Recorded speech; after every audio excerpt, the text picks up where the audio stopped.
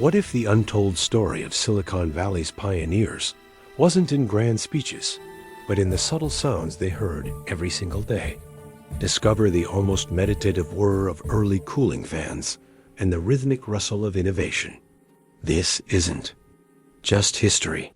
It's a meticulously recreated, multi-sensory experience that reveals the quiet genius behind the digital revolution.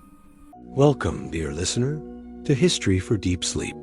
Tonight, we invite you to settle comfortably beneath your covers, allowing the weight of the day to gently slip away as we journey together into the hushed beginnings of a revolution that quietly reshaped the world.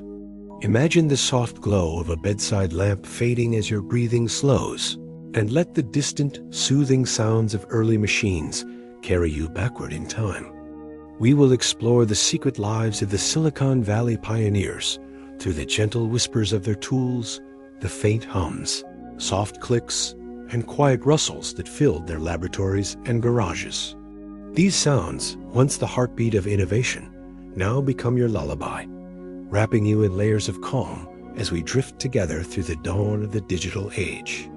Relax your shoulders, soften your thoughts, and allow my voice to guide you gently into this peaceful exploration. Picture yourself standing in a vast, dimly lit room in the mid-1940s, where the air carries the faint warmth of vacuum tubes beginning to glow.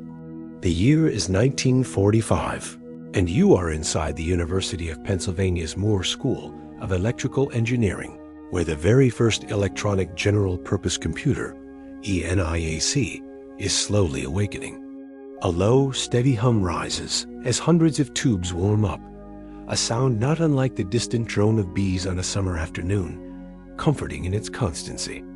Engineers in rolled-up shirt sleeves move quietly between the towering panels, their footsteps muffled on the linoleum floor. They flip heavy switches with deliberate care, and each connection brings a subtle deepening of that reassuring hum, as though the machine itself is drawing a long, slow breath before beginning its work. This hum was the first voice of the digital age, a sound that told the operators everything was alive and ready. Now let the years drift forward just a little, to the early 1950s, when similar machines appeared in government laboratories and universities across America. The hum grew familiar to a small circle of men and women who spent their nights tending these enormous calculators. They listened to it the way sailors once listened to the wind, knowing that any change in pitch might signal a tube about to fail. In those quiet hours, the hum became a companion, filling the silence of long calculations that could stretch through the entire night. You can almost feel the gentle vibration traveling through the floor, a subtle tremor that reminded everyone present they were part of something entirely new. No one shouted or hurried. The work demanded patience, and the machine rewarded patience with its steady, soothing drone. Imagine yourself as one of the early programmers, perhaps a young woman recently arrived from college, sitting before a control panel in the soft glow of indicator lights. The hum surrounds you like a blanket, warm and constant, as you trace the flow of electricity through the machine's circuits. There is no screen yet, only banks of lights blinking in slow patterns and the quiet clicking of relays far inside the cabinets. You lean closer, listening, because the sound tells you whether the program is running smoothly or if a fault has appeared somewhere in the vast array of tubes. The hum never rushes. It simply continues, patient and unhurried, allowing your mind to settle into the rhythm of the calculation. In this calm, ideas begin to form ideas about how to make the machine faster, smaller, more reliable. As the night deepens, the room grows quieter still, until the hum of the machine is the loudest sound present. Outside, the world sleeps, unaware that inside these walls, the future is being patiently assembled, one glowing tube at a time. The engineers pause for coffee, poured from a thermos, speaking in low voices about logic gates and binary states, their words blending with the ever-present hum. There is no drama here, only the gentle persistence of people and machine working together in the stillness. You can let your own breathing match the slow rise and fall of that sound, in and out, steady and sure. With each cycle of the hum, the tension of the day loosens a little more, and the boundary between wakefulness and sleep begins to soften. This gentle hum was the first signature of the digital world, a sound that accompanied every major advance in the earliest years. It filled the laboratories at MIT, Bell Labs, and the first commercial computer installations, becoming as familiar to the pioneers as their own heartbeats. They learned to trust it, to find comfort in its reliability, even when calculations stretched across days.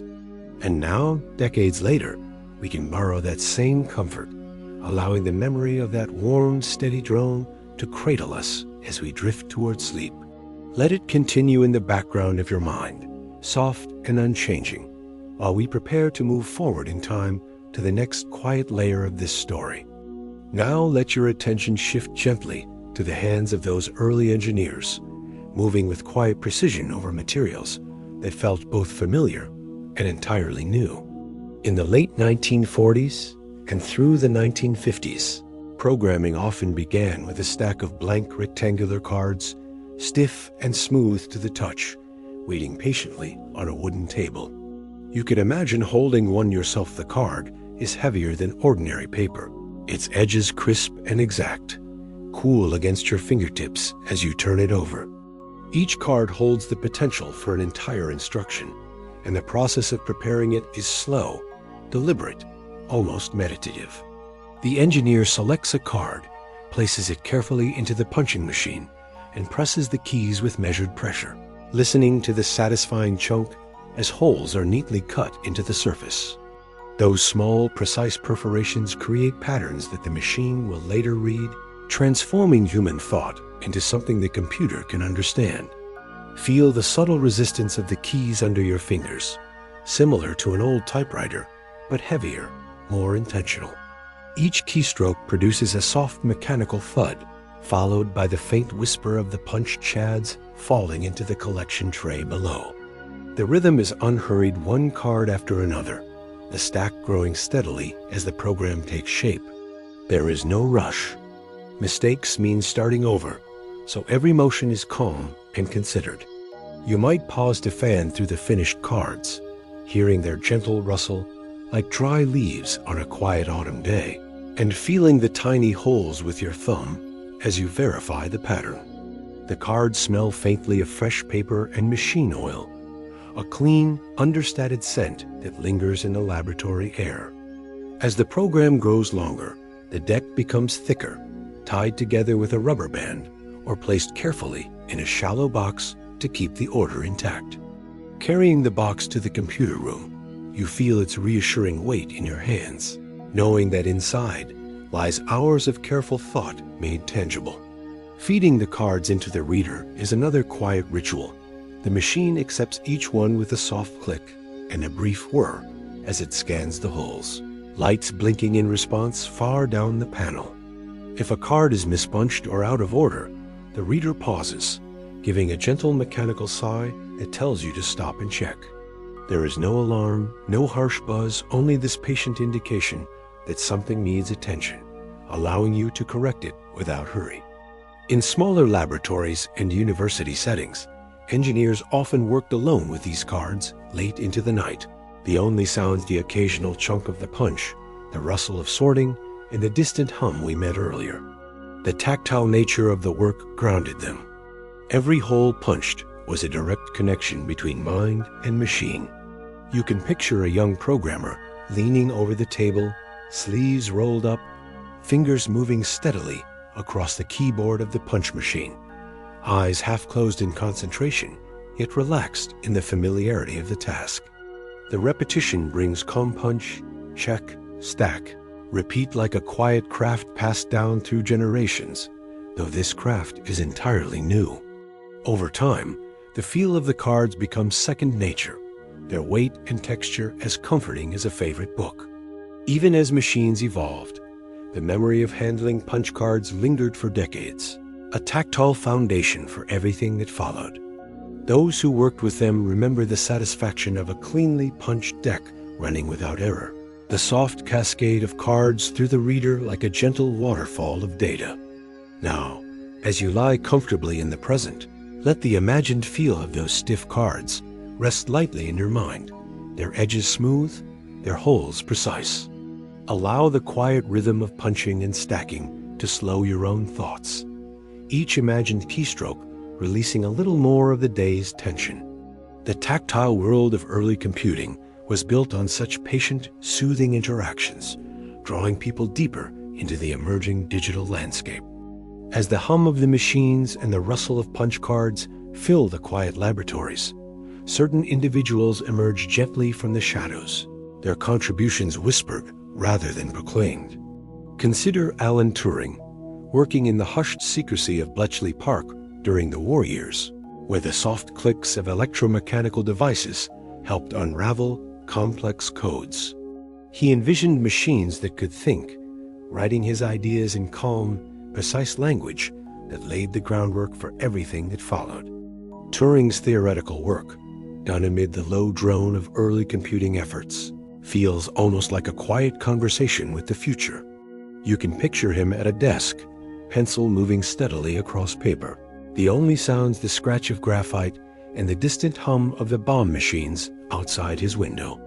His ideas spread slowly across the ocean, influencing the American projects that would soon bring electronic computers to life. Now let your thoughts drift to Grace Hopper, a mathematician whose calm determination shaped the practical side of programming in the post-war years. She worked with the Harvard Mark I and later the ENIAC, handling those stiff punch cards and tapes with patient expertise.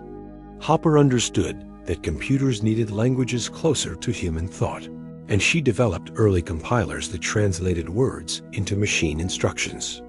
In photographs from the era, she stands beside towering machines, her expression focused yet serene, as though listening to the equipment's gentle feedback.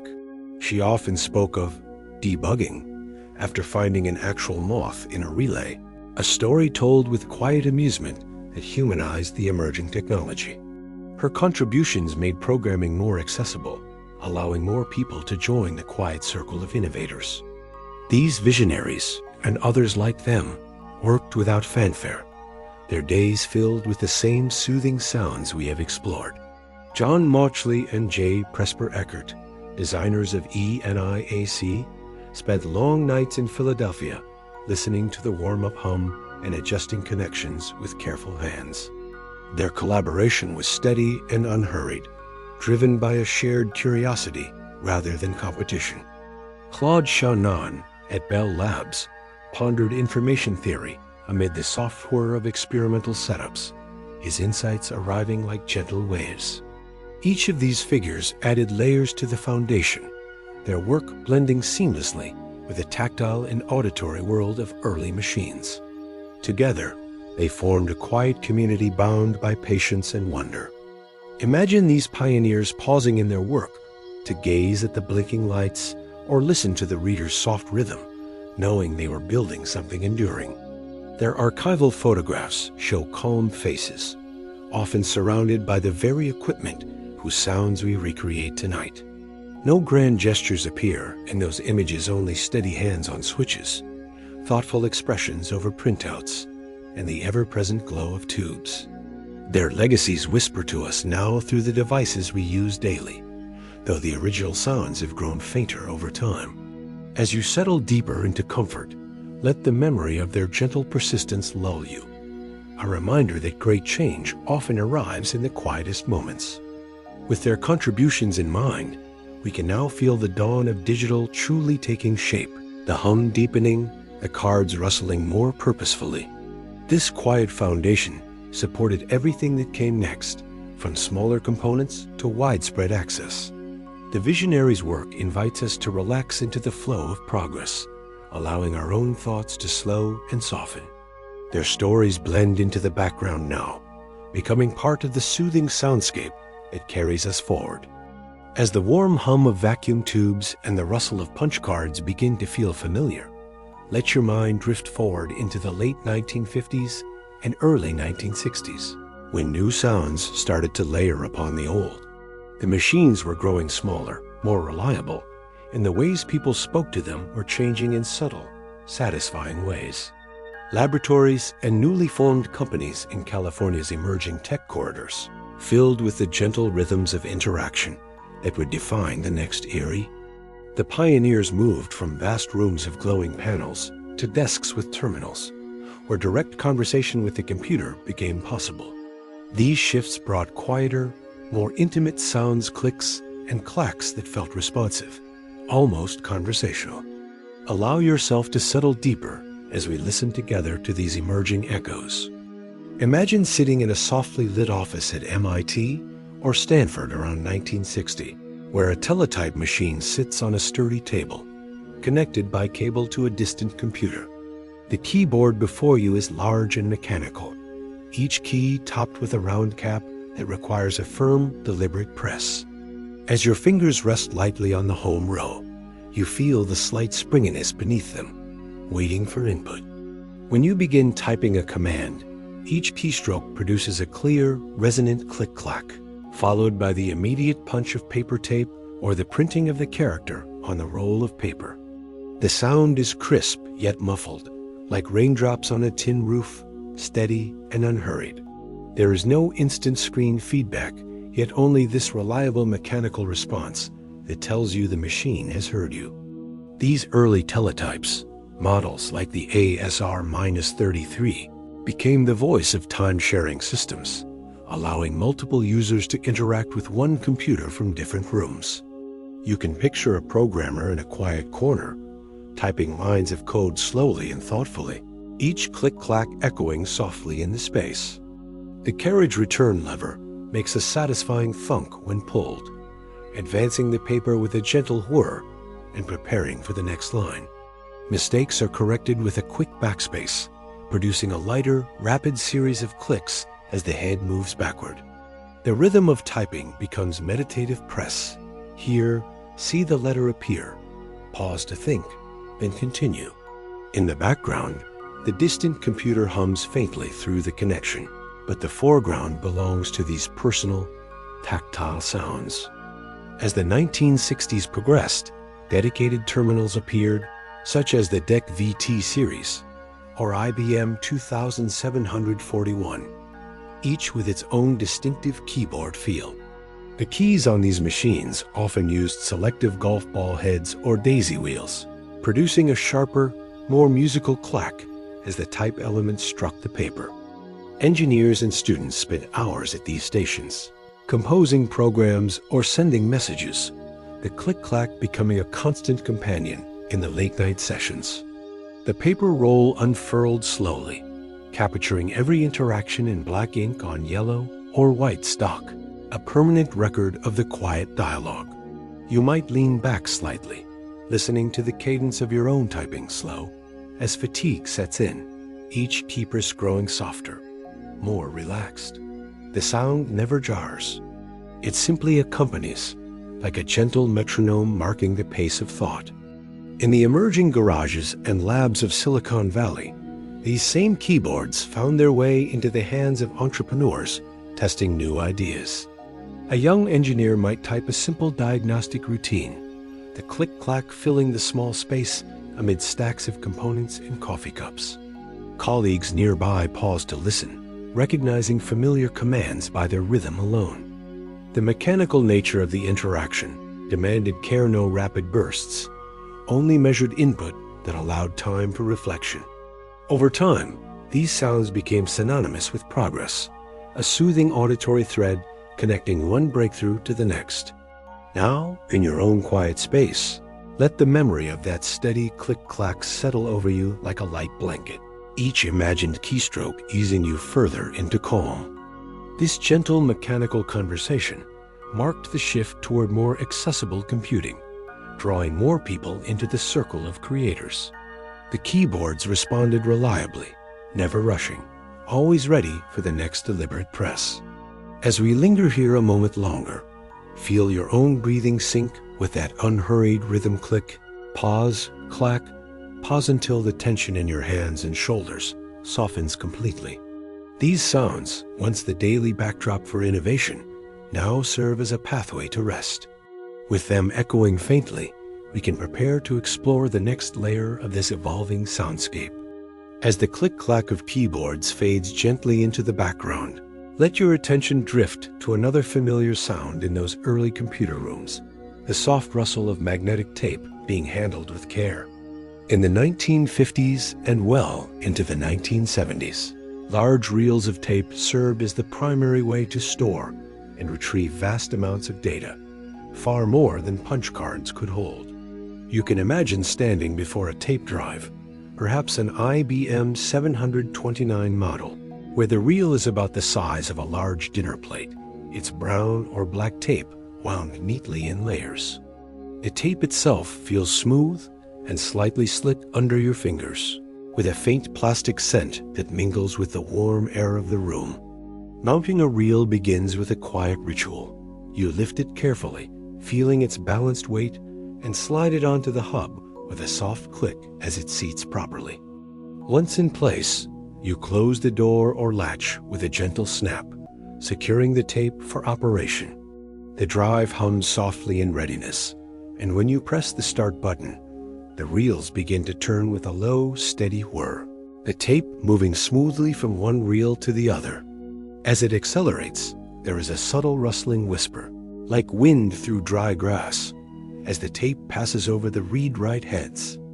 Operators listened closely to this sound, knowing that any irregularity might indicate a problem, a crease, dust, or loose tension. In the quiet of the data center, this rustle becomes a constant soothing thread, rising and falling as the tape seeks the correct block of data. You might stand nearby, watching the tape glide effortlessly, its motion almost hypnotic in the dim light. Rewinding a tape offers its own distinct rhythm. The high-pitched whir increases as the reels spin rapidly in reverse, the tape gathering with a soft fluttering snap at the end. Labeling the reels was part of the routine, writing carefully on the paper label with a felt pen, then slipping a plastic ring over the edge to hold it in place. Stacks of these reels lined shelves in climate-controlled rooms, each one holding programs, backups, or scientific calculations, their presence reassuring in their orderly rows. Late at night, an operator might load several tapes in sequence, each mount accompanied by that familiar rustle and click, the sounds blending into a gentle routine. The process demanded patience. Tapes could tangle or stretch if hurried, so every action remained calm and measured. In university settings and early companies like Fairchild, or Intel's precursors, magnetic tape bridged the gap between batch processing and more interactive systems. Programmers submitted jobs on tape, then waited for the output reel, the quiet handling of these reels marking the pace of their work. You can almost feel the cool metal of the reel in your hands now, the tape's surface gliding under your thumb as you check for damage. The sounds rustle, whir, snap formed a comforting language that told experienced hands everything was proceeding smoothly. As modern storage quietly replaced them, these tapes left behind a legacy of tactile reliability, their gentle noises echoing in the memories of those who tended them. Let the imagined rustle of tape settle softly in your mind, a whispering accompaniment that slows your thoughts further.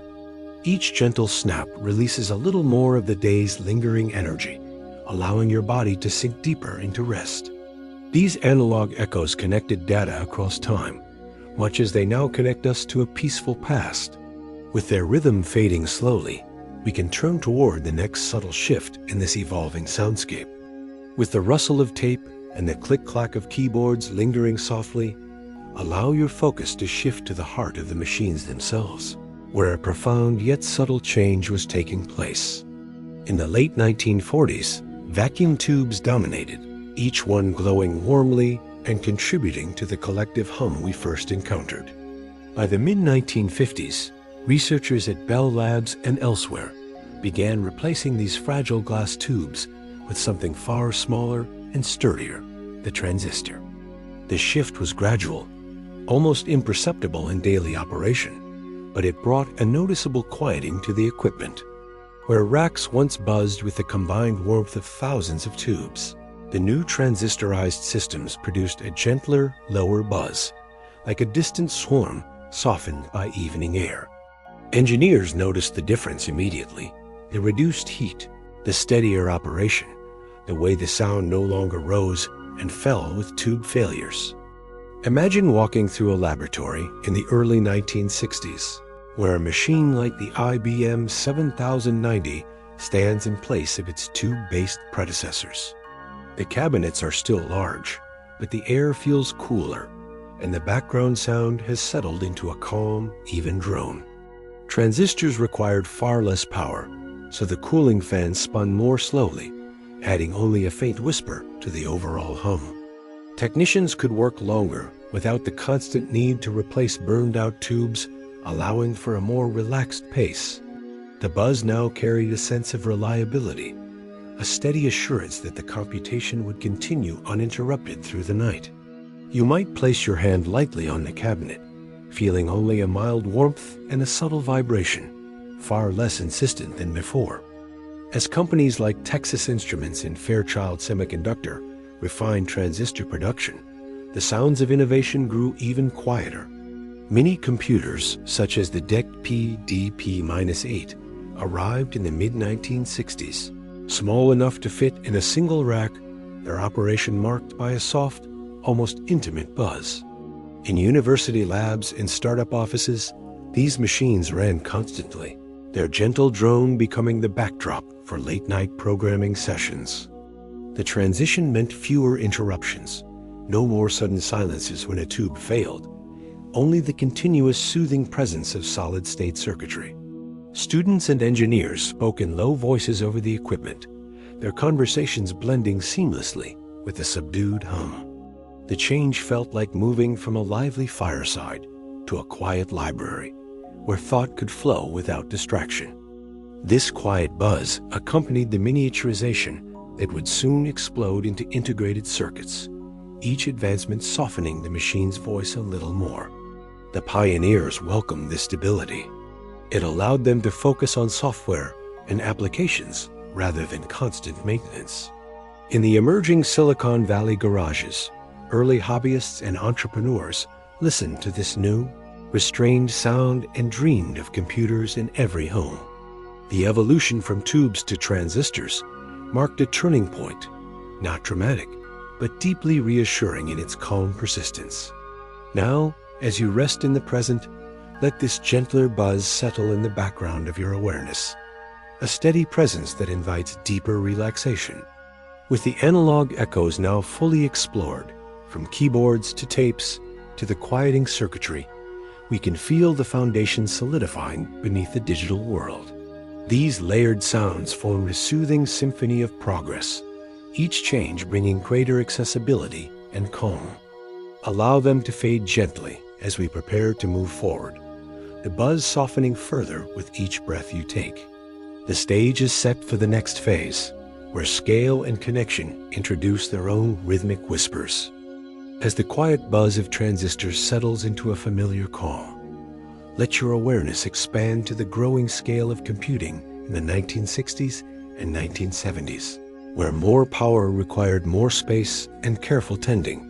Laboratories evolved into dedicated computer rooms, filled with rows of cabinets that demanded constant airflow to stay cool.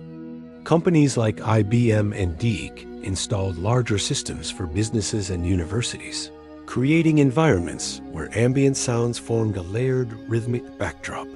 The pioneers now worked in teams, moving between machines that ran around the clock, their gentle noises signaling steady progress. Allow these evolving sounds to envelop you, drawing you deeper into relaxation as we explore this era of expansion.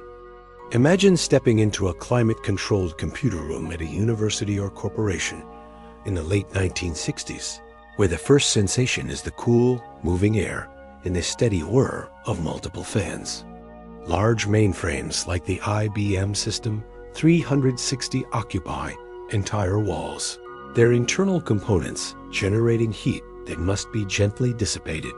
Dozens of fans, mounted in the cabinets and supplemented by room-wide air handlers, spin at constant speeds, producing a layered, rhythmic whir that fills the space evenly. The sound is not loud, more like a soft breeze through trees, rising and falling slightly as thermostats adjust the flow. Raised floors hide cables and allow cool air to rise through perforated tiles, adding a faint whoosh beneath your feet as you walk the aisles. Technicians in white coats or casual shirts move quietly between the machines, listening to the fans as part of their routine checks. A change in pitch might indicate a bearing wearing out, so the whir becomes a diagnostic tool, reassuring when it remains steady.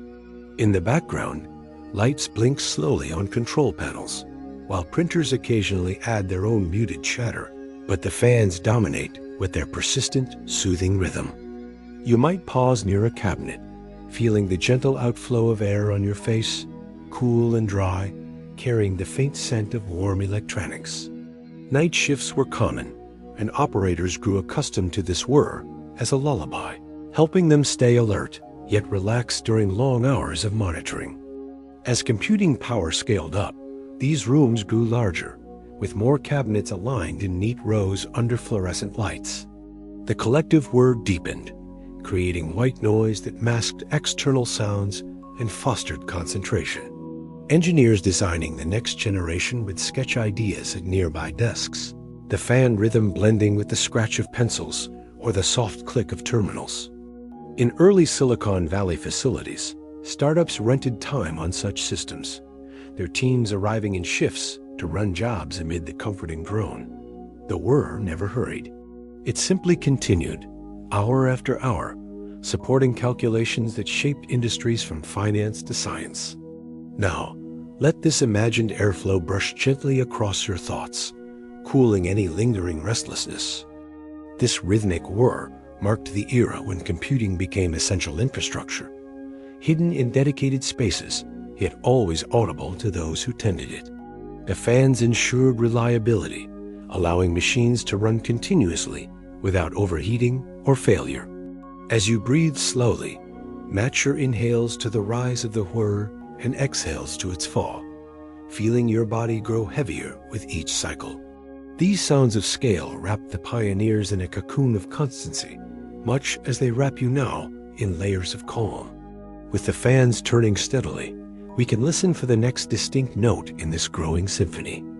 As the rhythmic whir of fans continues its steady presence, let your attention move to another distinctive sound emerging in computer rooms during the 1960s, the soft thud and whir of early hard disk drives coming online.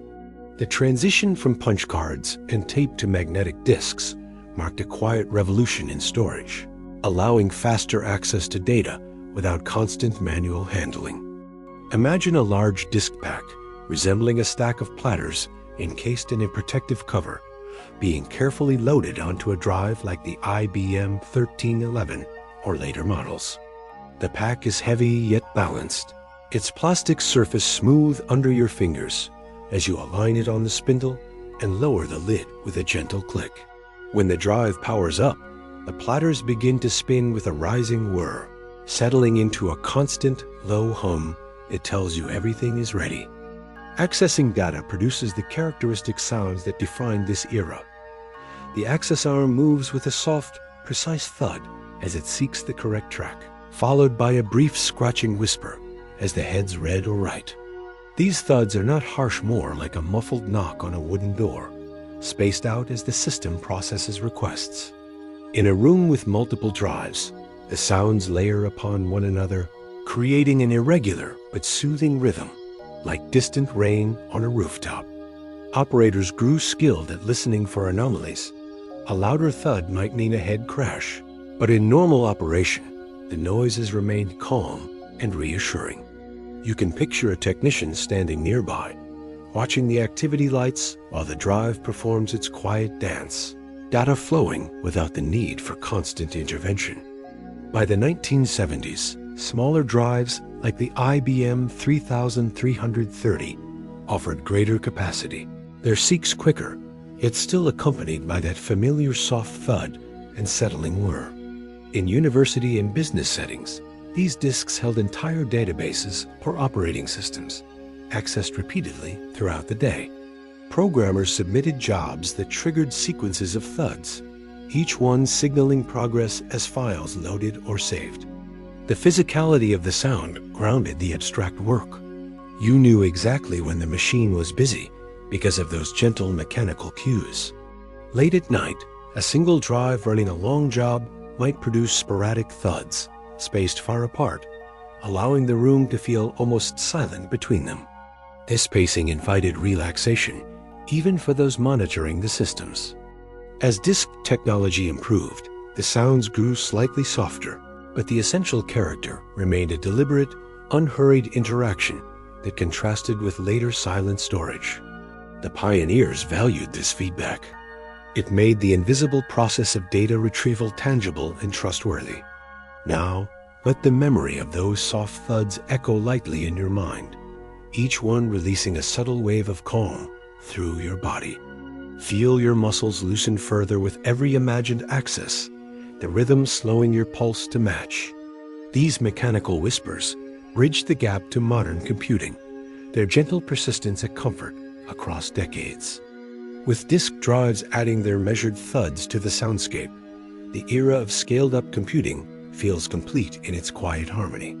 The fans whir, the drives seek, and progress continues without haste. Allow these layered sounds to blend into a single enveloping drone that carries you deeper into rest. As they settle, we can listen for the next, more subtle connections forming in the background. As the soft thuds of disk drives and the whir of fans blend into a familiar rhythm, allow your ears to tune to an even quieter layer emerging in the late 1960s and 1970s, the subtle hum of connections reaching beyond single machines. The birth of computer networks began with ARPANET, a quiet experiment linking universities and research centers across distances. Imagine a modem in a corner of the computer room, its acoustic coupler cradling a telephone handset ready to establish a link. When the connection initiates, a series of soft tones and hisses fills the air, high-pitched beeps negotiating speeds, followed by a steady carrier hum once the link is made. The sound is faint, almost fragile, like a distant conversation overheard through a wall, yet it carries the weight of a new era. Data packets travel silently over phone lines, but the modem's gentle hum reassures operators that the unseen bridge is holding. In nodes across the country, IMP's interface message processors handled the routing with their own low, constant drone, blending into the room's ambient sounds. Technicians monitored these connections late into the night, listening for the subtle shift when a line dropped or reconnected. The hum varied slightly with transmission speed. 300 baud produced a slower, more drawn-out tone, while faster links brought a higher, steadier pitch. You might sit nearby, watching lights blink on the EMP panel while the modem maintains its quiet song, packets flowing back and forth without physical movement. Email and file transfers, primitive yet revolutionary, arrived accompanied by this understated auditory cue, marking the first whispers of global interconnection. As the decade progressed, more sites joined, and the network's hum became a shared experience among a growing community of researchers.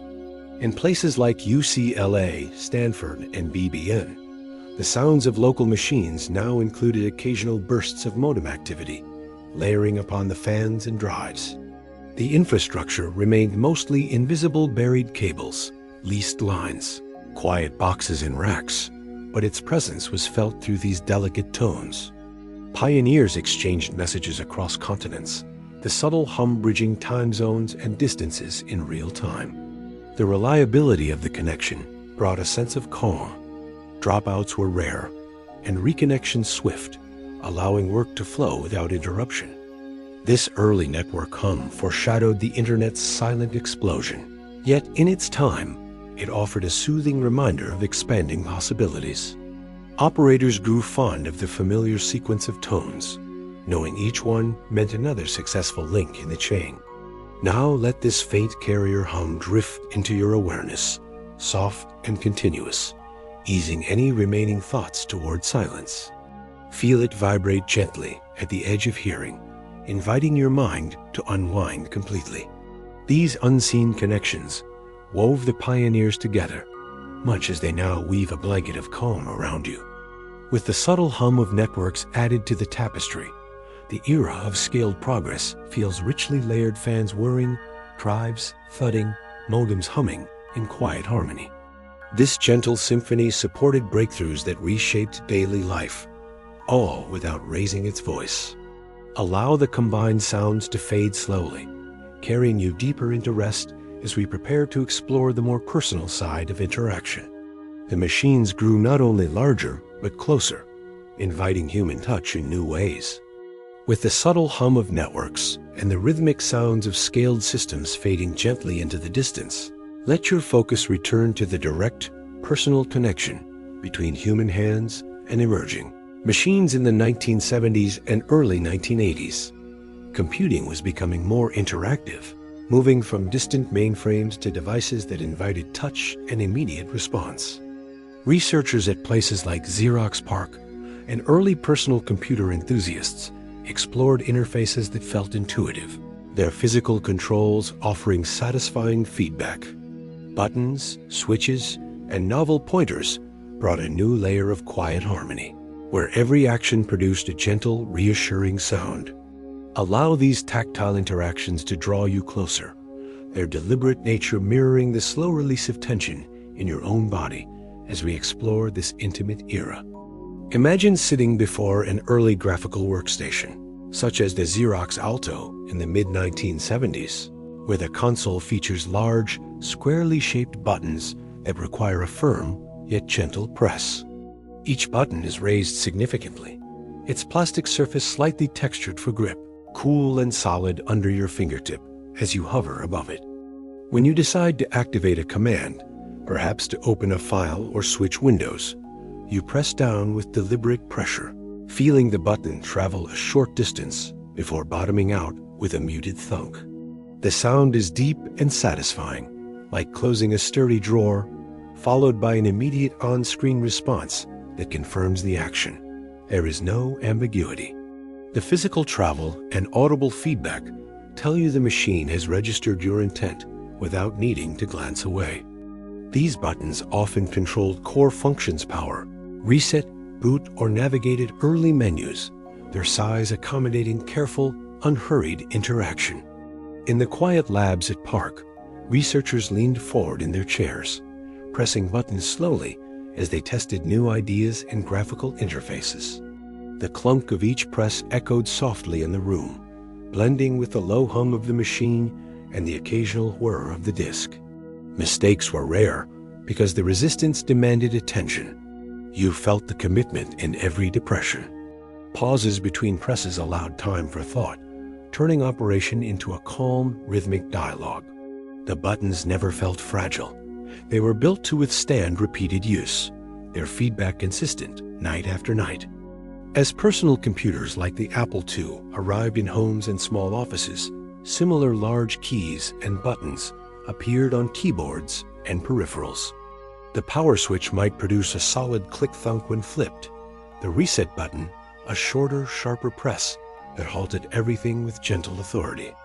Hobbyists assembling their own systems savored these interactions, aligning components and testing with patient button presses that brought the machine to life. The sounds varied slightly, some more hollow, others more damped, but always reassuring in their mechanical honesty. You can almost feel a button beneath your own finger now, its travel smooth, its return spring gentle, releasing as you lift away. This satisfying press became a hallmark of early interfaces, grounding the abstract digital world in physical reality. Operators grew to appreciate the deliberate pace it enforced, preventing haste and encouraging mindful engagement. Now, let the imagined thunk of a clunky button resonate softly within you, each one loosening another layer of wakefulness. Feel your hands grow heavy, your breaths deeper, as the harmony between person and machine invites complete relaxation. With buttons setting the tempo, we can glide toward the next subtle form of input. As the satisfying thunk of buttons lingers in the background, Let your hand imagine reaching for one of the earliest alternative inputs, the joystick or trackball that appeared in research labs and arcade-inspired experiments during the 1970s. At Xerox PARC, the Alto's mouse was revolutionary, but alongside it, engineers tested trackballs, heavy spheres set into the desktop that rolled smoothly under the palm. You can picture resting your hand over the ball, feeling its cool, polished surface and a slight resistance as it turns freely in any direction. A gentle glide of your fingers sends the cursor drifting across the screen, accompanied by the faint, almost silent whir of internal rollers or the softest click when passing over detents. The motion is fluid and unhurried, allowing precise positioning without strain, each adjustment producing only the quietest feedback. Early joysticks, like those on the Atari 2600 or in flight simulators, offered a different but equally calming tactile experience. The stick itself rises from a sturdy base, its grip molded to fit the hand comfortably, with a slight springiness that returns it to center when released. Pushing it forward or sideways produces a subtle creak of plastic on plastic, followed by a gentle rebound as you ease off. Buttons on the top or base add a crisp but muted click, fired only when needed, never overwhelming the quiet glide of the stick itself. Players and researchers spent hours moving through virtual spaces this way, the slow, deliberate motions encouraging patience and immersion. The sounds remained understated, blending seamlessly with the low hum of the system. In university labs exploring human-computer interaction, these devices invited experimentation in calm, focused sessions.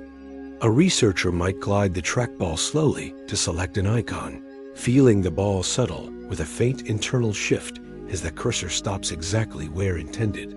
Joysticks controlled early games or simulations with similar restraint, their travel limited to prevent abrupt movements. The physical feedback grounded the experience. You always knew where you were because of the gentle resistance and quiet sounds under your hand. Over time, these inputs taught users to interact thoughtfully, each glide or tilt a small, soothing ritual. This gentle glide brought computing closer to natural human movement, making the digital feel less abstract and more approachable. The devices rarely jarred or clicked loudly. Instead, they whispered encouragement to continue exploring at your own pace. Now, let the imagined roll of a trackball or the soft sway of a joystick ease through your thoughts, smoothing any remaining edges of awareness. Feel your own hands grow still and heavy, mirroring the calm precision of those early interactions.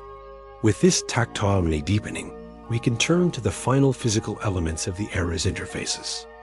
With the gentle glide of joysticks and trackballs still resting lightly in your imagination, allow your fingers to brush against the final distinctive controls of this era, the crisp toggles and switches that lined control panels and early computers.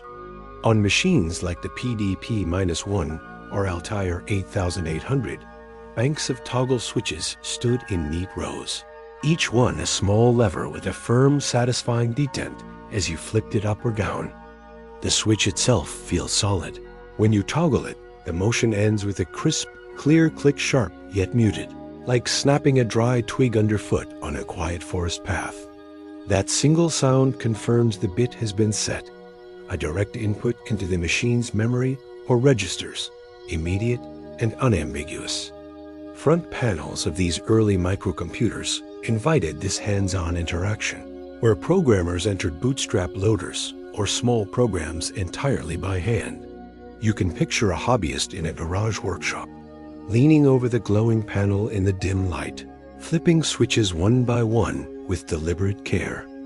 A separate load or run switch, often larger and spring-loaded, adds a deeper thunk when pressed, starting the program with quiet authority. Mistakes meant resetting and beginning again, but the process was calming in its slowness, no rush. Only the steady accumulation of crisp clicks marking progress. In research settings and early personal computing clubs, these switches became a shared language among enthusiasts gathering around a new machine. One person might read aloud the binary pattern while another toggled it in, the clicks punctuating their low conversation like gentle punctuation marks, providing visual harmony to the auditory feedback. Over hours of experimentation, the crisp clicks grew familiar, almost comforting, signaling that the machine was listening and ready for the next instruction. The physical act grounded the abstract world of code, making every bit feel tangible and real. Even as keyboards and mice took over, the legacy of these switches lingered in diagnostic panels and industrial controls, their crisp clicks a reminder of direct access. Engineers valued the reliability, no software layer to fail, only mechanical certainty in every toggle. Now, let the memory of that sharp yet soothing click settle gently in your awareness, each imagined flip easing your thoughts toward stillness. Feel your own fingers relax completely, the tension draining away with every faint echo of the switch. These precise interactions completed the tactile symphony of early interfaces, drawing humans and machines into closer, calmer alignment. With the crisp clicks of switches adding their final notes, the era of physical human-machine harmony feels richly complete, buttons thunking, pointers gliding, toggles snapping in quiet concert. This direct touch shaped the pioneer's daily experience, fostering patience and deep understanding. Allow the combined sensations to envelop you now, softening your breath and heavinessing your limbs.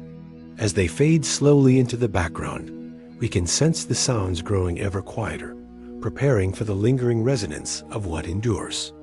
As the crisp clicks and gentle glides of early interfaces soften into memory, let your listening drift forward to the present day, where the once prominent sounds of computing have grown increasingly faint. The 1980s and 1990s brought solid-state drives, silent cooling, and graphical interfaces that required no mechanical feedback. The machine's voices hushed by progress. Yet the echoes of those earlier sounds linger in the collective memory of the field, a quiet testament to the patient work that built our digital world. Imagine a modern data center, or even the device beside you now, where vast amounts of information move without any audible trace. Solid-state drives access data in microseconds, producing no thud or were only the faintest electronic whisper too subtle for human ears. Cooling systems have grown efficient and quiet, fans spinning at low speeds or replaced entirely by passive heat sinks. The hum that once warmed vacuum tubes or accompanied transistors has diminished to almost nothing, leaving only the soft rush of room air conditioning in large facilities. You might place your ear close to a current laptop or server. Data flows in silence across fiber optics and wireless networks, connections established without the carrier tones of old modems. In homes and offices, personal computers run quietly enough to blend into the background, their operation unmarked by mechanical sounds. Programmers and users interact through smooth touchscreens or silent keyboards, the feedback visual or haptic rather than auditory. The pioneers who once listened intently to their machines' voices would find today's environment strangely hushed, the absence of sound a sign of how far reliability has come. Yet this silence carries its own reassurance: constant uptime, no need for constant monitoring, freedom from the gentle but persistent noises that once filled every session, allowing focus to rest entirely on the task, or in our case tonight, on rest itself. This almost imperceptible hum, or lack thereof, reflects the maturation of the digital age, where power no longer needs to declare itself. The quiet operation invites longer, uninterrupted use, whether for work or leisure, without the subtle distractions of earlier eras. Now let this modern silence wash over you, vast and comforting, releasing any last traces of mental activity. With data flowing unseen and unheard, we can listen one final time to the echoes of the past gently diminishing. Now let the subtle silence of modern computing invite a gentle montage, where the sounds we have journeyed through return one by one, softly replaying before gradually diminishing, steady and reassuring as it fills the vast rooms of ENIAC and its siblings. The rustle of punch cards joins in, crisp edges sliding past fingers, accompanied by the satisfying chunk of the punching machine in quiet rhythm. Then the click-clack of teletype keyboards layers over it, deliberate and mechanical, printing commands line by line on rolling paper. Magnetic tapes add their whispering whir and gentle snap, reels turning smoothly as data streams from one to the other. These familiar echoes blend together, creating a comforting chorus that once defined every computing session. As the montage continues, the rhythmic whir of cooling fans rises gently, cool air moving through raised floors, while disk drives contribute their soft thuds and seeking whispers. Modem tones enter faintly, high-pitched negotiations fading into a steady carrier hum that bridges distant machines. Buttons thunk with satisfying depth, trackballs glide with barely audible rolls, and toggle switches snap crisply in neat rows on glowing panels. All these sounds overlap in a soothing tapestry, neither hurried nor loud, simply present as they were for the pioneers who tended them daily. You can almost hear them in a single imagined space, a garage workshop, or research lab where every layer supported the quiet work of innovation. The collective resonance feels like a lullaby composed of mechanical whispers, inviting your mind to revisit each era without effort. Gradually now, let the volume soften, as if turning down a dial with slow, patient care. The crisp clicks grow distant first, becoming faint echoes that dissolve into the background. The whirs and thuds follow, stretching out longer between occurrences until they appear only sporadically. Tapes slow their rustle to a halt. Keyboards fall silent mid-keystroke, and the warm tube hum cools to a barely perceptible glow. Even the fans wind down, their rhythmic breeze fading to stillness as modern efficiency takes over. One by one, the sounds recede, leaving wider spaces of quiet between them, mirroring the real progression towards silent operation. This deliberate fading signifies the shift to today's near-silent technology, where solid-state components and optimized designs eliminate nearly all mechanical noise. The pioneers' tools, once so vocally present, have fulfilled their purpose and stepped back, allowing seamless, uninterrupted use. Yet their echoes linger in memory and in recreated recordings, preserved for moments like this when we seek their calming presence. As the montage reaches near silence, feel the remaining traces dissolve completely, leaving only the soft rhythm of your own breathing. This gentle diminution releases any final hold on wakefulness, preparing the way for reflection on what endures. With the forgotten technologies now quietly retired, their fading echoes create space for appreciation of the silent revolution they enabled. The sounds served their time faithfully, guiding each advancement until no longer needed.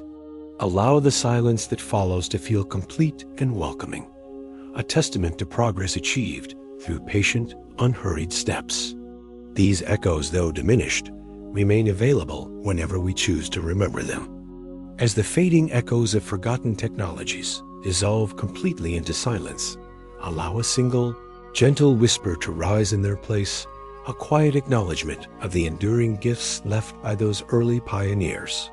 Their patient work amid hums and clicks built a digital world that now touches every corner of modern life, from the device playing this narration to the networks connecting distant loved ones. They toiled without expectation of fame, guided only by curiosity and the steady sounds of their machines. Yet their legacy operates silently around us every day. The revolution they sparked was never loud or sudden. It arrived in layers of quiet persistence, much like the calm that settles over you now. Reflect softly on how their gentle innovations freed us from mechanical noise, granting space for thought, creativity, and rest. These silent pioneers remind us that profound change often begins in the hush of dedicated effort, unnoticed until it reshapes everything. Alan Turing's theoretical whispers, Grace Hopper's practical patience, the garage tinkerer's late-night clicks all contributed to a foundation that supports today's effortless connectivity. Their tools have grown quiet, but the human drive behind them remains, echoing in every new idea pursued without fanfare. You carry forward their spirit simply by living in the world they helped create, where information flows freely and devices respond instantly. As this journey ends, let gratitude for their unseen labor deepen your relaxation, a soft appreciation that requires no effort. In this moment of near silence, feel the full weight of the present, the comfort of your bed, the even rhythm of your breath, the absence of any demanding sound. The pioneer's world of gentle mechanical voices has given way to one of peaceful quiet, allowing nights like this to be filled only with soothing words. Their story invites us to release the day completely, trusting that tomorrow's digital tools will wait patiently in silence. Let this final whisper linger, carrying you across the gentle threshold into deep, restorative sleep.